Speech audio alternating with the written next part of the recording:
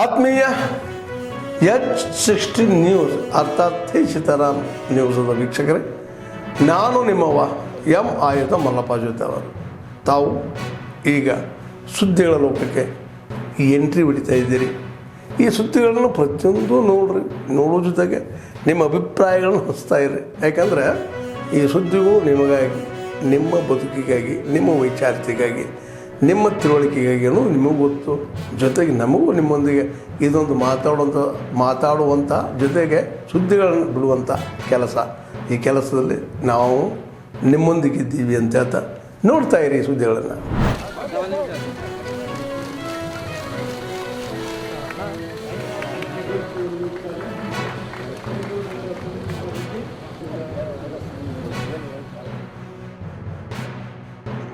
Separate male and female.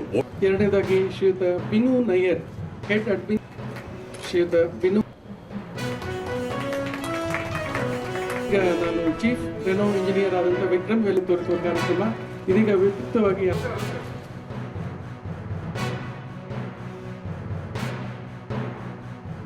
2% ತಮಗೆ ಬರ್ತಕ್ಕಂಥ ಪ್ರಾಫಿಟ್ನಲ್ಲಿ community ಸರ್ವಿಸಸ್ಗೆ ಕೊಡಬೇಕು ಅಂತೇಳಿ corporate service responsibility, social responsibility ಅಂತೇಳಿ ಅದನ್ನು ತಂದಿದ್ದಾರೆ. ಅನೇಕ ಕಂಪನಿಗಳು ಅವರು ಬೇರೆ ಬೇರೆ ರೀತಿಯಲ್ಲಿ ಸಹಾಯ ಮಾಡ್ತಿದ್ದಾರೆ. ಅದು ಶಿಕ್ಷಣ ಕ್ಷೇತ್ರದಲ್ಲಿ, ಆರೋಗ್ಯ ಕ್ಷೇತ್ರದಲ್ಲಿ, ಇಡೀ ದೇಶದಲ್ಲಿ ಸಹಾಯ ಮಾಡ್ತಿದ್ದಾರೆ. ಇದು ಒಂದು ರೀತಿಯಲ್ಲಿ ಸಮಾಜಕ್ಕೆ ನಾವು ವಾಪಸ್ ಏನು ಕೊಡ್ತೇವೆ ಎನ್ನುವಂಥದ್ದು. ಅದು ಕರ್ನಾಟಕದ ಮಟ್ಟಿಗೆ ಸುಮಾರು 2,500 ಕೋಟಿ ರೂಪಾಯಿ CSR ಫಂಡ್ ಇದೆ. ಅದನ್ನು ಬೇರೆ ಬೇರೆ ರೀತಿಯಲ್ಲಿ ಕೂಡ ಸಹಾಯ ಮಾಡಿದ್ದಾರೆ, ಹಿಂದೆ ಎಲ್ಲ ಮಾಡಿದ್ದಾರೆ. ಇಡೀ ದೇಶದಲ್ಲಿ 35,000 ಕೋಟಿ ರೂಪಾಯಿ CSR ಫಂಡ್ ಇದೆ ಅಂತೇಳಿ ಒಂದು ಅಂಕಿಅಂಶ ಹೇಳುತ್ತೆ. ಅದರ ಪ್ರಕಾರ ಅವರೆಲ್ಲ ಸಹಾಯ ಮಾಡ್ತಾರೆ. ಅದು ಮುಂದುವರಿದ ಭಾಗ ಇದು ಅಂತ ಹೇಳಿ ನಾನು ಅಂದ್ಕೊಳ್ತೇನೆ. It is part of the CSR initiative. ಅದನ್ನು ಬಿಡುಗಡೆ ಮಾಡಲಿಕ್ಕೆ ನಾವು ನಮ್ಮ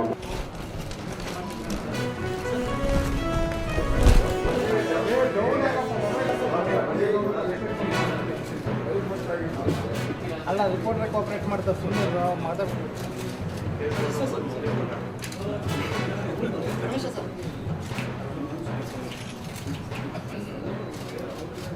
Third best police station in the country.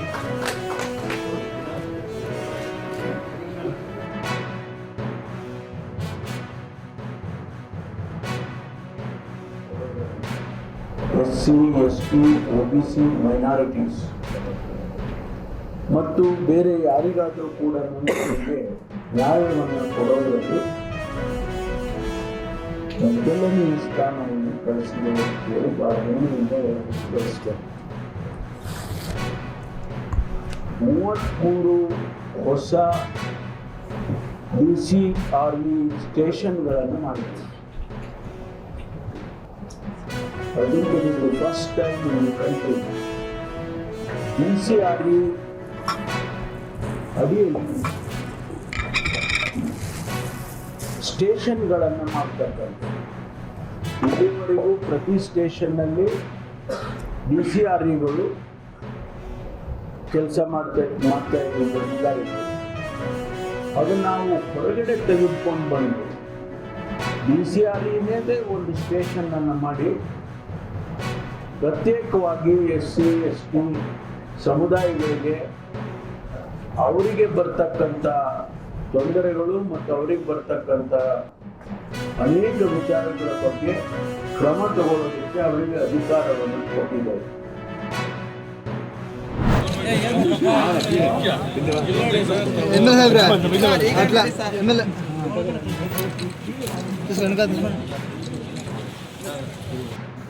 ಈ ಸುತ್ತು ಪತ್ರಗಳನ್ನು ವಿತರಣಾ ಕಾರ್ಯಕ್ರಮ, ಆಂದೋಲನ ಕಾರ್ಯಕ್ರಮ, ಅವತ್ತು ಆಂದೋಲನ ಕಾರ್ಯಕ್ರಮ ಉದ್ಘಾಟನೆ ಮಾಡಿದ್ದೆ. ನಾನು ಆಪರೇಷನ್ಗೆ ಹೋಗೋ ದಿವಸ ಮತ್ಕಲ್ಲ ಅವತ್ತು ಇದು ಈ ಸುತ್ತನ್ನು ವಿತರಣಾ ಕಾರ್ಯಕ್ರಮ ಬಹಳ ಸಂತೋಷ. ಈ ಕಾರ್ಯಕ್ರಮದಲ್ಲಿ ಭಾಗವಹಿಸಿರ್ತಕ್ಕಂಥದ್ದು ಒಂದು ಕಾರ್ಯಕ್ರಮ ಚಿಕ್ಕ ಕಾರ್ಯಕ್ರಮಗಳು ಬಹಳ ಅಚ್ಚುಕಟ್ಟಾಗಿ ಬಹಳ ಅರ್ಥಪೂರ್ಣವಾಗಿ ಒಳ್ಳೆಯ ಕಾರ್ಯಕ್ರಮ ಮಾಡಿದ್ದೀವಿ. ಸಂತೋಷ. ಎಲ್ಲರನ್ನೂ ಕೂಡ ಇದಕ್ಕೆ ಹೆಚ್ಚಿನ ಒಂದು ಶ್ರಮ ಪಟ್ಟಿರುವ ನಮ್ಮ ಅಧ್ಯಕ್ಷರು, ಅವರು ಎಲ್ಲ ಗ್ರಾಮ ಪಂಚಾಯತಿ ಮುಖಂಡರು ಕೂಡ ಮತ್ತು ಇವು ಅವರನ್ನು ಎಲ್ಲರೂ ನಮ್ಮನ್ನು ನಾನು ಅಭಿನಯಿಸಿದ್ದೇನೆ. ಬಹಳ ಒಳ್ಳೆಯ ಕಾರ್ಯಕ್ರಮ. ನಾನೇ ಹೇಳಿದ್ದೆ ಎಲ್ಲ ತಾಲೂಕಾದ್ಯಂತ ಈ ಒಂದು ಕಾರ್ಯಕ್ರಮವನ್ನು ಮಾಡಿಸಿ ಅಷ್ಟಿಷ್ಟು ಜನಕ್ಕೆ ಒಳ್ಳೆಯ ಸರ್ಕಾರ ಪ್ರತಿನಿಧಿಯಾದಂಥ ಭೀಮಾಶಂಕರ ಮಸ್ಸಳ್ಳಿ ಅವರು ಫುಡ್ DD ಅವರು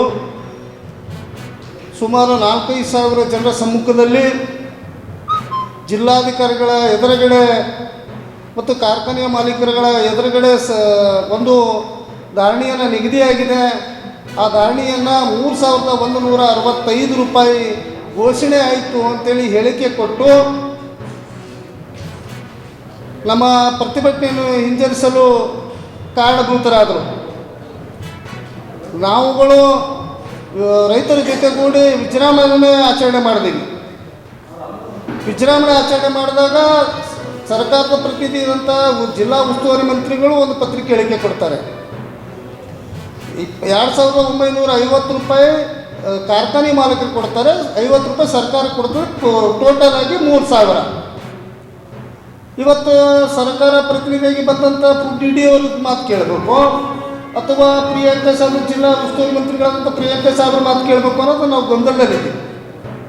ಇವತ್ತು ತೀರ್ಮಾನಗಳು ಸರ್ಕಾರ ಪರವಾಗಿ ಆದಾಗ ಭೀಮಾಶಂಕರ ಮಸ್ಲಿ ಅವರು ಫುಡ್ DD ಅವರು ಹೇಳಿಕೆ ಕೊಟ್ಟಂತೆ ನಮಗೇನು ಹೋರಾಟ ಇಂಥಗೊಳ್ಳಿ ನಾವು ಧಾರಣೆ ನಿಗದಿಯಾದ ಆಗಿದೆ ಅಂತ ಹೇಳಿದ ಬಗ್ಗೆ ನಾವು ಫುಡ್ DD ಆದಂಥ ಭೀಮಾಶಂಕರ್ ಹೇಳಿಕೆ ಒಪ್ಕೊತೀವಿ. ಒಂದು ವೇಳೆ ಭೀಮಾಶಂಕರ್ ಹೇಳಿದಂಥ ಧಾರಣೆ ನಿಗದಿ ನಮಗೆ ಬೆಂಬಲ ಬೆಲೆ ಕೊಡಬೇಕು, ಕಬ್ಬಿನ ಬೆಲೆ ಕೊಡಬೇಕು. ಇಲ್ಲ ಅಂದರೆ ಭೀಮಾಶಂಕರ್ ಅವರು ಸಸ್ಪೆಂಡ್ ಮಾಡಬೇಕು. ಯಾಕಂದರೆ ಸುಮಾರು 5-6 ಸಾವಿರ ಜನ ಸೇರಿದ ಶಾಸಕರ ಸಮ್ಮುಖದಲ್ಲಿ ಹೇಳಿಕೆ ಕೊಟ್ಟಿರೋದ್ರಿಂದ ನಾವು ಸರ್ಕಾರ ಪ್ರತಿನಿಧಿಯಾಗಿ ಬಂದಿದ್ದೀವಿ. ಜಿಲ್ಲಾಧಿಕಾರಿ ಎದುರುಗಡೆ ಒಪ್ಪಿಗೆ ಆಗಿದೆ 3,165 ಅಂತ ಹೇಳಿ ಫಿಕ್ಸ್ ಆದಾಗ ಆವಾಗ ನಾವು ಸತ್ಯಾಗ್ರಹವನ್ನು ವಾಪಸ್ ತೊಗೊಂಡಿದ್ದೀವಿ. ಭೀಮಾಶಂಕರ್ ಹೇಳಿಕೆ ಅಂತ ನಡೀಬೇಕು, ಇಲ್ಲಾಂತಂದರೆ ಅವರನ್ನು ಸಸ್ಪೆಂಡ್ ಮಾಡಬೇಕು. ನಾವು 25ನೇ ತಾರೀಕಿಗೆ ಒಂದು ಪತ್ರಿಕೆ ಹೇಳಿಕೆ ಕೊಟ್ಟಾಗ ಬರುವಂಥ ಕರ್ನಾಟಕ ಕಲಾ ಮತ್ತು ವಾಣಿಜ್ಯ ವಿಜ್ಞಾನ ಮಹಾವಿದ್ಯಾಲಯ ಬೀದರ್ನಲ್ಲಿರುವಂಥ ಕಾಲೇಜಿನಲ್ಲಿ ಅಶ್ವಿನಿ ಶರಣಪ್ಪ ಎಂಬ ವಿದ್ಯಾರ್ಥಿನಿ ಪ್ರಥಮ ಸೆಮಿಸ್ಟರ್ ವಿಷಯದಲ್ಲಿ ರಾಸಾಯನಿಕ ಶಾಸ್ತ್ರದ ಆ ವಿಷಯದಲ್ಲಿ ವಿದ್ಯಾರ್ಥಿನಿ ಫೇಲ್ ಆಗಿದ್ದರೂ ಕೂಡ ಇಲ್ಲಿನ ಗುಲ್ಬರ್ಗ ವಿಶ್ವವಿದ್ಯಾಲಯದ ಮೌಲ್ಯಮಾಪನ ಡಿಪಾರ್ಟ್ಮೆಂಟ್ದವರು ಆ ವಿದ್ಯಾರ್ಥಿನಿಗೆ 0 ಮಾರ್ಕ್ಸ್ ಬಿದ್ದರೂ ಕೂಡ ಇವತ್ತಿನ ದಿನ ಪಾಸ್ ಮಾಡಿ ಇವತ್ತಿನ ವಿದ್ಯಾರ್ಥಿಗೆ ಸಪೋರ್ಟ್ ಮಾಡ್ತಾ ಇದ್ದಾರೆ. ಸೊ ಈ ವಿಷಯ ಇಟ್ಟುಕೊಂಡು ನಾವು ಗುಲ್ಬರ್ಗ ವಿಶ್ವವಿದ್ಯಾಲಯದ ಕುಲಸಚಿವರಿಗೆ ಕುಲಪತಿ ಅವರಿಗೆ 24/11/2025 ಮನವಿ ಪತ್ರ ಕೊಟ್ಟವರು ಕೂಡ ಸುಮಾರು 8-10 ದಿನ ಆದರೂ ಕೂಡ ಇಲ್ಲಿವರೆಗೂ ಕೂಡ ಯಾವುದೇ ಥರ ಹಿಂಬರ ಆಗಲಿ ಅದ್ರ ಬಗ್ಗೆ ಯಾವುದೇ ಥರ ರೆಸ್ಪಾನ್ಸ್ ಮಾಡಿಲ್ಲ. ಈ ವಿಚಾರ ಇಟ್ಕೊಂಡು ನಾವಿವತ್ತಿನ ಪ್ರೆಸ್ ಮೀಟ್ ಮಾಡ್ತಾಯಿದ್ದೀವಿ. ಈ ವಿದ್ಯಾರ್ಥಿಗಳಿಗೆ ಯಾಕಂದ್ರೆ ಪ್ರತಿಯೊಂದು ಹಳ್ಳಿಯಲ್ಲಿ ಕೂಡ ಬಡ ಮತ್ತು ದೀನದಲಿತರ ವಿದ್ಯಾರ್ಥಿಗಳಾಗಿದ್ದರೂ ಕೂಡ ಯಾಕೆ ಓದ್ಕೊಂಡು ಓದ್ತಾ ಇದ್ದಾರೆ. ಆದರೆ ಇವತ್ತಿನ ದಿನ ರಾಜಕೀಯ ಮತ್ತು ದುಡ್ಡು ಬಲದಿದ್ದವರು ಈ ರೀತಿಯಾಗಿ ಫೇಲ್ ಆಗಿದ್ದರೂ ಕೂಡ ಪಾಸ್ ಮಾಡುವಂಥ ವ್ಯವಸ್ಥೆ ಇವತ್ತು ಗುಲ್ಬರ್ಗ ವಿಶ್ವವಿದ್ಯಾಲಯದಲ್ಲಿ ಕಂಡು ಬರ್ತದೆ. ಅದಕ್ಕೆ ನಾವು ಖಂಡಿಸುತ್ತಾ ಮುಂದಿನ ದಿನಗಳಲ್ಲಿ ಯಾರು ಈ ಭ್ರಷ್ಟಾಚಾರದಲ್ಲಿ ಒಳಗೊಂಡಿರುತ್ತಾರೆ ಆ ವ್ಯಕ್ತಿಗಳ ಮೇಲೆ ಕ್ರಮ ಕೈಗೊಳ್ಳದೇ ಇದ್ದಲ್ಲಿ ನಾವು ಭೀಮ್ ಆರ್ಮಿ ಸಂಘಟನೆ ವತಿಯಿಂದ ವಿಶ್ವವಿದ್ಯಾಲಯದ ಮುಂಭಾಗದಲ್ಲಿ ಗುರುವಾರ ಪ್ರತಿಭಟನೆ ಮಾಡ್ತೀವಿ ಅಂತ ಹೇಳುತ್ತಾ, ಮತ್ತು ಈ ವಿಚಾರವೊಂದು ಕುರಿತು ನಮ್ಮ ಭೀಮ್ ಆರ್ಮಿ ಸಂಘಟನೆಯ ಕಮಲಾಪುರ ತಾಲೂಕಾ ಗೌರವಾಧ್ಯಕ್ಷರಾಗಿರುವಂಥ ರಾಜು ಗಂಗನಗುಡಿ ಸರ್ ಅವರು ಕೂಡ ಸವಿಸ್ತಾರವಾಗಿ ಮಾತಾಡಬೇಕಾಗಿ ಕೇಳ್ಕೊಳ್ತಿದ್ದೀವಿ. ಆತ್ಮೀಯರೇ, ಎಲ್ಲ ಸುದ್ದಿಗಳನ್ನು ನೋಡಿದ್ರಲ್ಲ, ಏನು ಅನಿಸ್ತು ನಿಮಗೆ? ಇದರಲ್ಲೇ ನಿಮ್ಗೆ ಲೈಕ್ ಆಗಿರ್ಬೋದು, ಡಿಸ್ಲೈಕು ಆಗಿರ್ಬೋದು, ಕಾಮೆಂಟ್ ಬೇಡಪ್ಪ ಅಂತೂ ಅನಿಸಿರ್ಬೋದು, ಕಾಮೆಂಟ್ ಮಾಡಬೇಕಪ್ಪ ಅನಿಸಿರ್ಬೋದು, ಶೇರ್ ಮಾಡಬಾರ್ದಪ್ಪ ಅನಿಸಿರ್ಬೋದು, ಅದು ಮಾಡಬೇಕು ಅನಿಸಿರ್ಬೋದು. ಏನಾದರೂ ಆಗಲಿ ಶೇರ್ ಮಾಡ್ತಾಯಿರಿ, ಈ ನ್ಯೂಸ್ಗಳನ್ನ ಹಂಚ್ತಾ ಇರಿ, ಜೊತೆಗೆ ಇದಕ್ಕೆ ಸಬ್ಸ್ಕ್ರೈಬ್ ಆಗ್ತಾಯಿರಿ ಅಂತ ಹೇಳ್ತಾ H60 ನ್ಯೂಸ್ ಅರ್ಥಾತ್ ಹೇ ಸೀತಾರಾಮ್, ಇದು ಸತ್ಯದ ಕೈಗೆ ನಡಿ. ವಂದನೆಗಳು.